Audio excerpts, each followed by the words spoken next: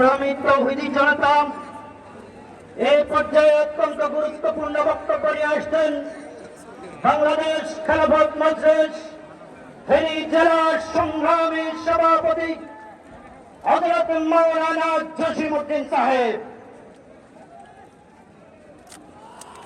نحمده ونصلي على رسوله الكريم. قال رسول الله صلى الله عليه وسلم: نعم الأمير أمير المهدي، نعم الجيش جيش المهدي، أو كما قال النبي عليه الصلاة والسلام. আজকের এই বিশাল গণসমাবেশের সংগ্রামী সভাপতি হযরত মাওলানা আফজালুর রহমান সাহেব দাওয়াত বরকাতুল্লাহ আলিয়া, বিশিষ্ট ওলামায়ে কেরাম, রাজনীতিবিদ, সাংবাদিকবৃন্দ, বিভিন্ন সামাজিক সংগঠন, আইনমে মাসাজিদ, সবাইকে আজকের এই মহতী সমাবেশে অংশগ্রহণ করার জন্য আমরা ধন্যবাদ জানাচ্ছি বাংলাদেশ খেলাফত মজলিসের পক্ষ থেকে। রাসূল সাল্লাল্লাহু আলাইহি ওয়াসাল্লাম বলেছেন, ইহুদিবাদী ধ্বংস হবে জাহাল ইমাম মাহদীর নেতৃত্বে।